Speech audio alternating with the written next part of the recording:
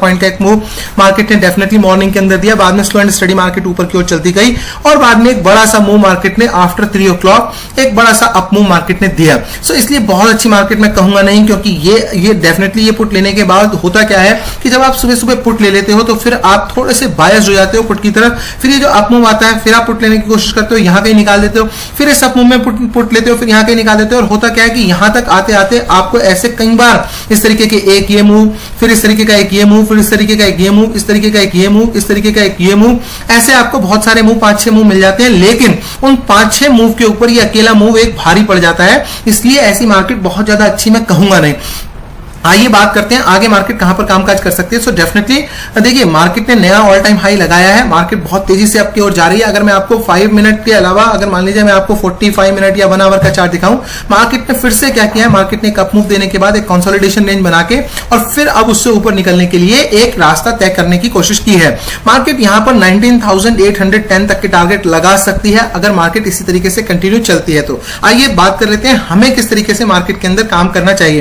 Let's go on to the 5 minute chart and let's have a strategy कि एक strategy बना ली जाए कि हम कैसे कामकाज कर सकते हैं। देखिए अगर मार्केट फ्लैट खुलती है और डेफिनेटली इसके ऊपर निकलती है 19,620 को 20 को ब्रेक करती है, सो डेफिनेटली मार्केट के अंदर बहुत बड़ी तेजी देखने को मिल सकती है। हाथ की हाथ आपको 19,770 तक के टारगेट देखने को मिल सकते हैं अगर मार्केट 19,620 को ब्रेक करती है फ्लैट खुलने के बाद। ध्यान रखिएगा फ्लैट खुलने के बाद। अगर मार्केट फ्लैट खुलने के बाद नीचे की ओर चलती है, नीचे कोई ट्रेड नहीं बन रही है क्योंकि यहां तक तो डेफिनेटली एक सपोर्ट है। तो अगर मार्केट नीचे आती है तो जरूरी नहीं कि वो मार्केट सपोर्ट से ही सपोर्ट ले। मार्केट के पास ये भी एक सपोर्ट है तो हो सकता है मार्केट यहां से सपोर्ट ले ले, मार्केट के पास एक ये भी सपोर्ट है तो हो सकता है मार्केट यहां से सपोर्ट ले ले। सो इसलिए नीचे के साइड में कहीं पे भी कोई पुट की ट्रेड बनती नहीं है। पुट की ट्रेड अगर बन सकती है तो सिर्फ और सिर्फ इस पॉइंट के नीचे निकलने पे, और ये पॉइंट लगभग आता है 19,480 के आसपास ये पॉइंट आता है। तो अगर फ्लैट खुल के मार्केट यहां तक आ जाती है तो वैसे ही एक दिन का मूवमेंट तो चला ही जाता है, क्योंकि 19,560 के आसपास मार्केट है। और अगर एक फ्लैट खुलने के बाद 19,480 को ब्रेक करती है तो डेफिनेटली क्या होगा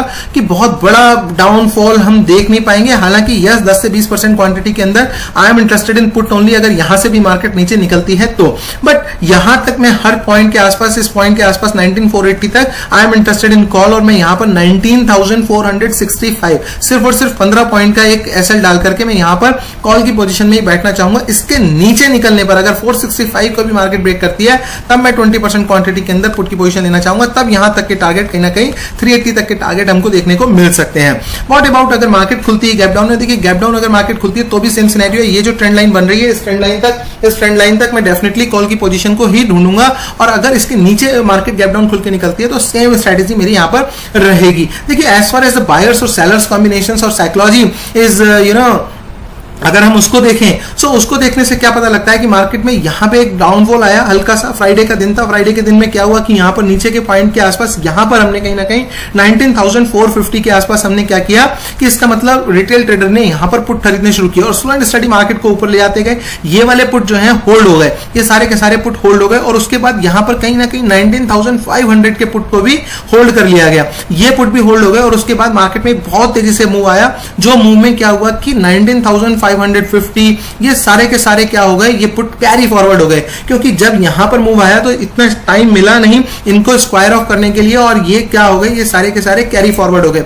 सो डेफिनेटली यहां पे मार्केट बहुत डिफिकल्ट हो जाएगा मार्केट के लिए इन पॉइंट्स के नीचे निकलना। सो मार्केट कहीं ना कहीं स्लो एंड स्टडी धीरे धीरे यहां पे आके और फिर से एक शार्प अप मूव ऊपर की तरफ मार्केट इस तरीके से दे सकती है। बट ध्यान रखिएगा जो यहां पे लेवल्स हैं हमारे, ये लेवल्स सर्टेनली ये जो है वीक हो जाएंगे अगर मार्केट इसके नीचे आने लगती है, क्योंकि इसके नीचे आने लगती है तो जिन लोगों ने ये पुट होल्ड किए हुए हैं, जो रिटेल ट्रेडर्स हैं, वो इमीडिएटली वो क्या चाहेंगे, वो इन पोजीशंस को बुक करना चाहेंगे। और सेलर उनको क्या करेगा, सेलर उनको बेस्ट से बेस्ट प्राइस देगा।